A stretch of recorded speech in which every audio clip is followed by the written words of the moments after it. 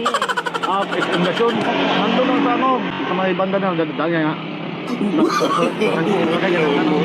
Motor. Pwede ka sumakay sa akin. Magkano naman singil mo kuya? Dito lang. Huwag naman natin. Tag 20, ano bang po? 20 pesos lang? Kasi naiwan ko yung wallet ko kuya eh. Paano opo. yan? Wala akong mabayad sa ano, pamasahe. Huwag ate.